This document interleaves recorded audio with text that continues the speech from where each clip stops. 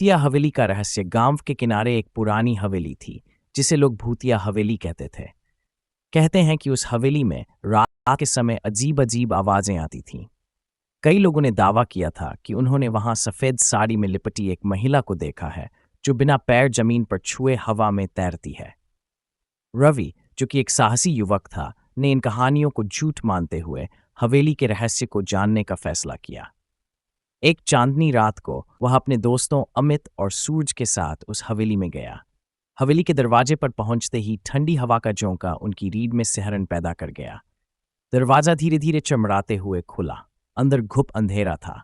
रवि ने टॉर्च चलाई और तीनों अंदर दाखिल हुए। हवेली के अंदर का माहौल डरावना था। दीवारों पर जाले लटके थे, फर्श टूटे हुए थे और हवा में सीलन भरी बदबू थी। वे धीरे धीरे आगे बढ़ रहे थे, तभी अचानक एक कमरे से किसी के रोने की आवाज आई। आवाज इतनी भयानक थी कि सूरज डर के मारे पीछे हटने लगा, लेकिन रवि ने उसे संभाला और कहा, डरने की जरूरत नहीं है, यह शायद हवा का असर है। तीनों ने उस कमरे में कदम रखा जहां से आवाज आ रही थी। कमरा खाली था, लेकिन दीवार पर एक पुराना आईना लगा था। जैसे ही रवि ने आईने के पास टॉर्च की रोशनी डाली, उसे अपने पीछे सफेद साड़ी में एक महिला खड़ी नजर आई। रवि ने तुरंत पलटकर देखा, लेकिन वहां कोई नहीं था। अमित और सूरज भी घबरा गए। तभी आईने में ही महिला जोर से हंसने लगी और आईने से खून की बूंदें टपकने लगीं। ये देखकर तीनों चीखते हुए कमरे से बाहर भागे। भागते भागते वे हवेली के तहखाने में जा पहुंचे। वहां का नजारा और भी डरावना था।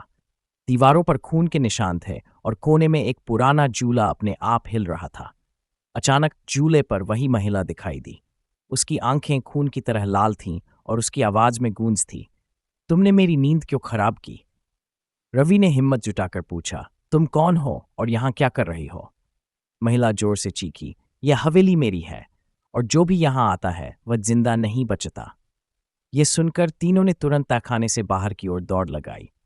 जैसे ही वे हवेली के मुख्य दरवाजे तक पहुंचे, दरवाजा अपने आप बंद हो गया। अब उन्हें समझ नहीं आ रहा था कि वे बचेंगे कैसे। अचानक सूरज को अपनी जेब में रखा हनुमान चालीसा याद आया।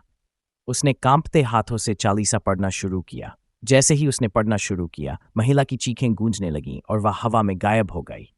दरवाजा अपने आप खुल गया और तीनों वहां से भागते हुए अपनी जान बचाकर गांव लौट आए।